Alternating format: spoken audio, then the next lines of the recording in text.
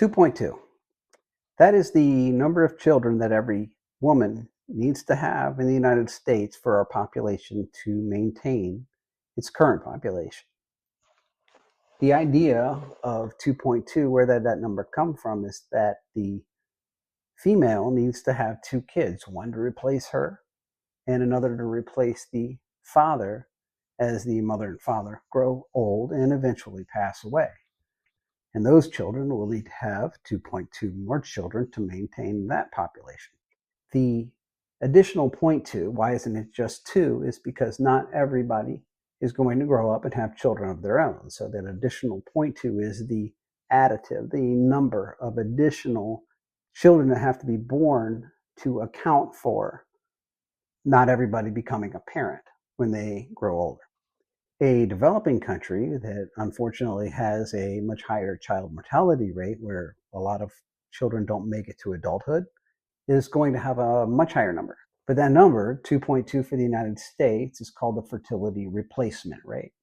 The actual fertility rate can be higher or lower than the fertility replacement rate. If it's higher, the population is going to increase. If it's lower, the population will decrease.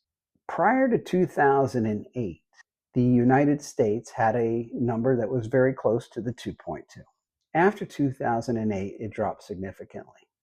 But who cares? What does it matter, right? What does it matter if a population is maintaining itself, if it's growing or not growing? Well, it does matter, because a declining population in the United States is going to cause serious problems for established programs that we have. One really good example of that would be Social Security. The way our Social Security is paid to people that earn the benefits over time is that our current workforce funds the Social Security benefits for the people who are retired.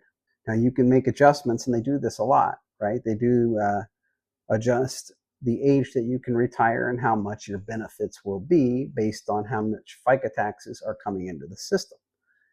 But if a population starts to decline, if there's fewer workers in the system putting into it, then that means the population of people that are retired that are trying to withdraw from that system is going to get strained. And that is a problem that we are dealing with now.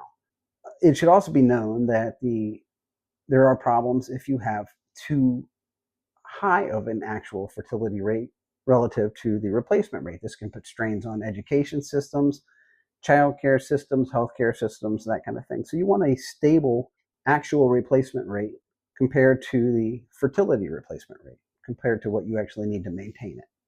You don't want it too high or too low. But after 2008, our actual fertility rate dropped considerably. So what changed? What happened around 2008? If you remember the great financial crisis and what that did, something fundamental changed when that happened. The way we dealt with that was through something called quantitative easing. Quantitative easing is basically when the Federal Reserve tries to stimulate the economy by lowering interest rates, and it lowers it so much that they hit zero on interest rates. And that should stimulate the economy, because most of our economy is based on credit. So that should stimulate more borrowing. But when they hit zero, there's no more room to go. You can't lower them any further.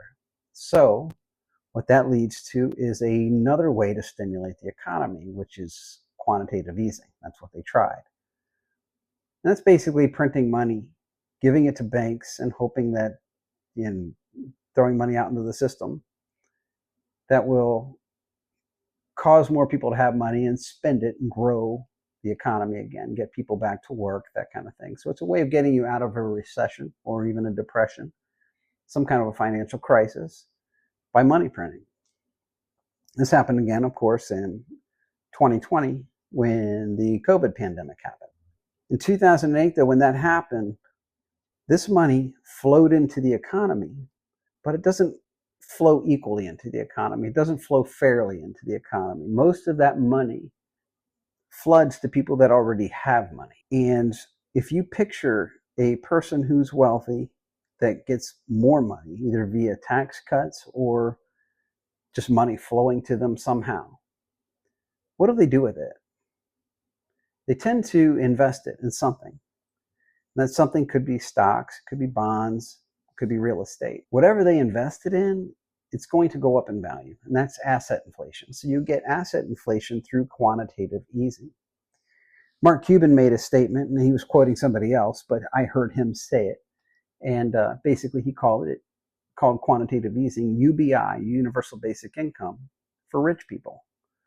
What he meant by that was universal basic income, if you are not familiar with it, is the idea that everybody gets some money from, say, the government to fund their basic needs.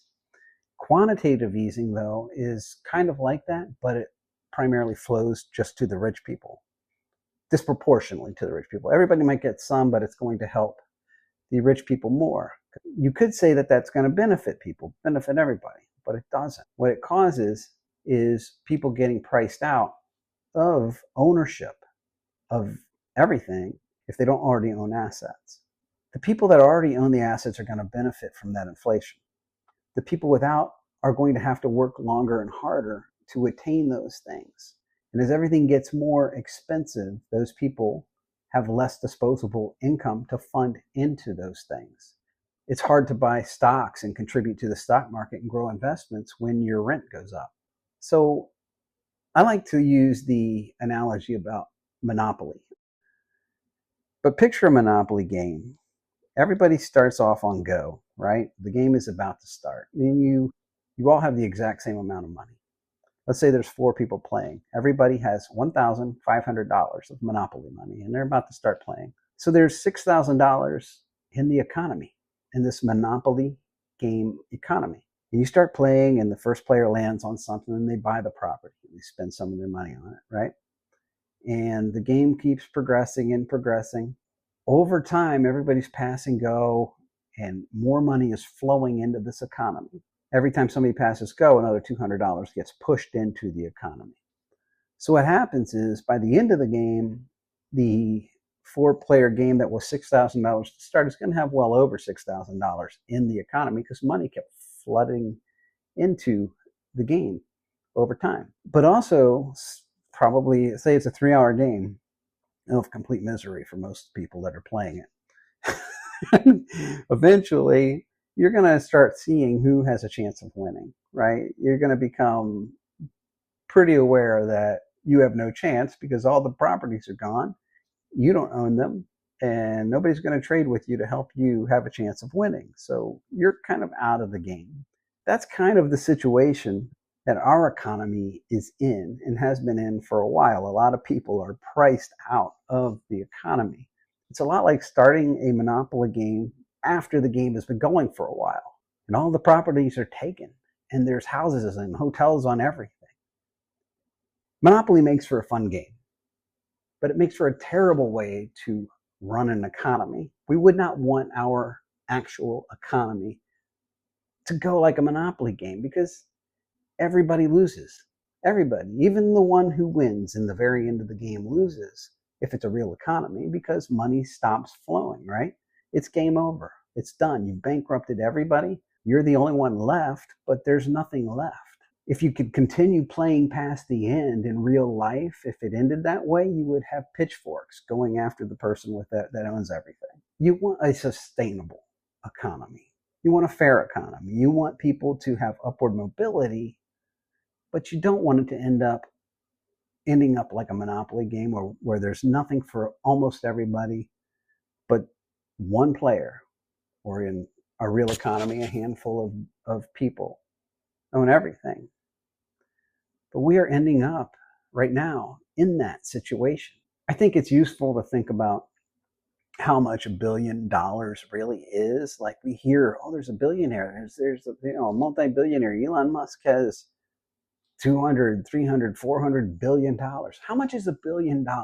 I want you to imagine you make $100,000, not every year, but every day. You make $100,000 every single day. So in 1 month, you would have $3 million saved.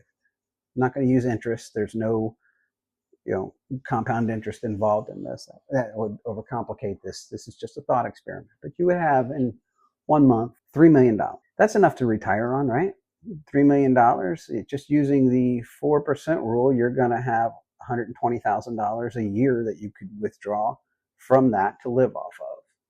And you could have a comfortable retirement with that. A year later, if you were making $100,000 a day, you would have $36,500,000, right? 365 days per year times that $100,000. That's nowhere close to $1 billion. Not even close. It would take you 27 years at that rate, $100,000 a day, to get to $1 billion. That number is not even close to what Elon Musk has.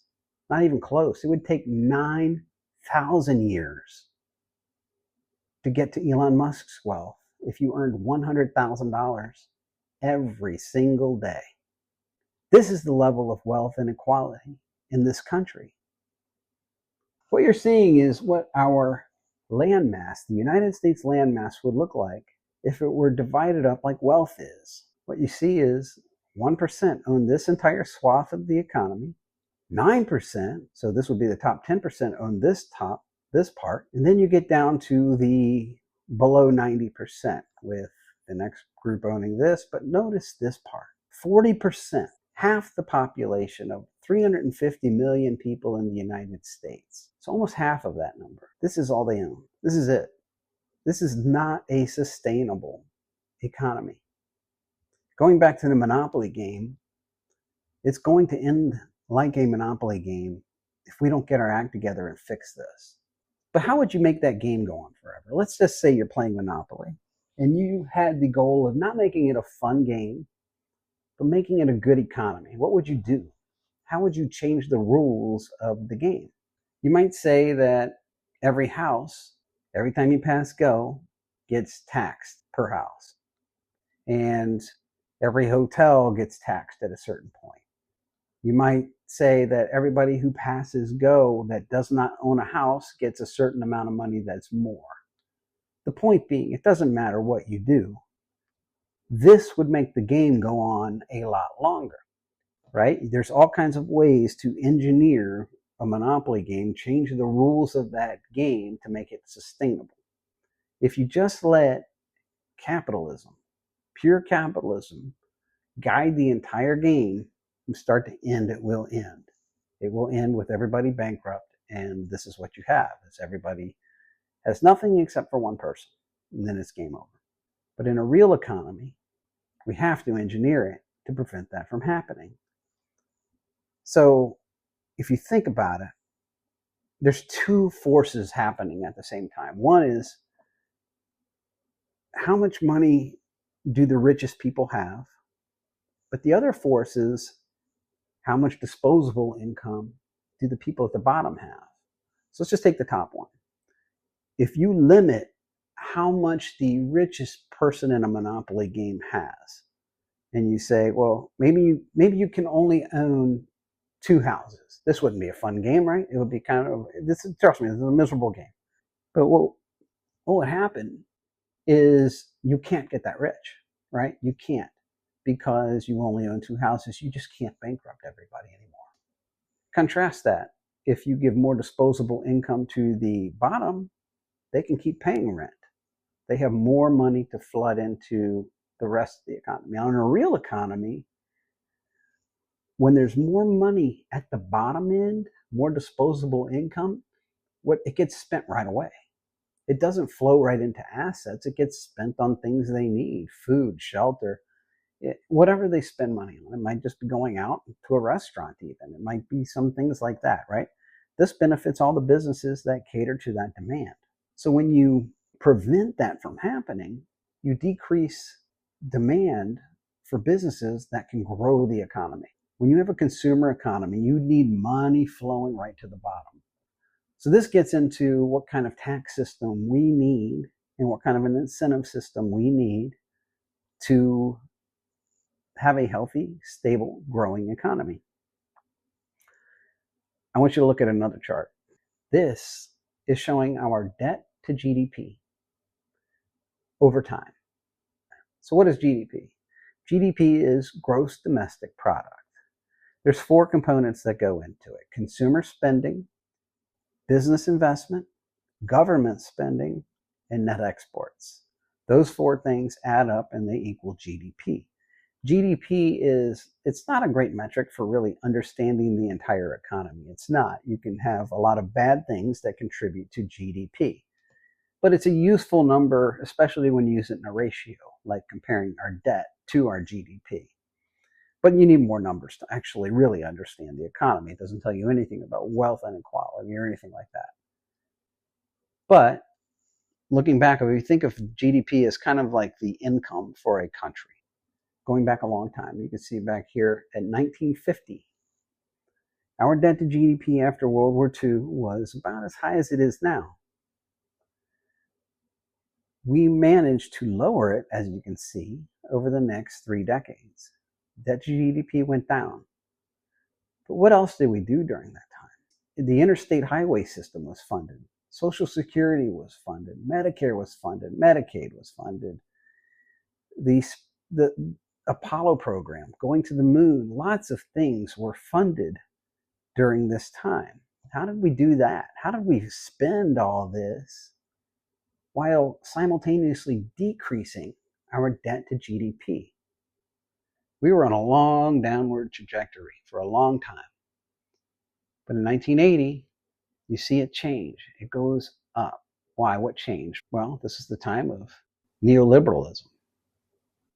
What neoliberalism was essentially an all-encompassing idea to get rid of regulations, weaken unions, fund things with debt, have a strong military, and hope everything would trickle down. If you've ever heard the term trickle-down economics, neoliberalism is closely tied to it. The idea being that the money that the rich have will trickle down and help the poor.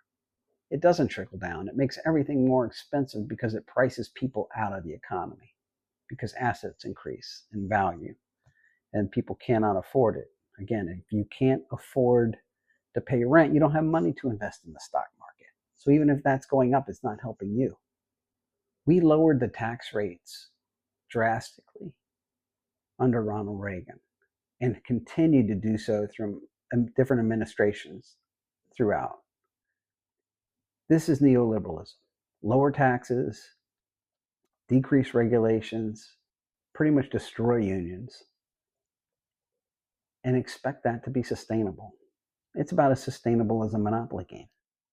In 1950, through this period, there were tax rates as high as 91%. Now, these are marginal tax rates. These are not tax rates that affect all of your income, and these are on very high incomes. And the idea of a marginal tax rate, the way it works, right? If you're in a certain tax bracket, or I'm in that high of a tax bracket, it doesn't mean your entire income is taxed at 91%. But once you get above that, every dollar that you earn above that threshold is taxed at that high rate. I'm not even proposing that we go to a 91% tax rate, even for the highest people, but I am saying that there needs to be a much higher tax rate on wealthy people than there is now.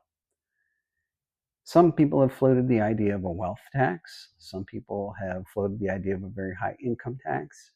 I'm going to save that for another video, but the idea is that you have to tax the rich in order to prevent them from owning everything. This isn't the idea of punishing the rich. It is not. I could care less if people earn wealth, become wealthy. But once they start pricing people out of things, you create an unsustainable economy. If we're serious about fiscal responsibility now, we would not be trying to cut spending. And this is going to lead to the last point I'm going to make in this video. Every dollar spent in an economy is earned by somebody else.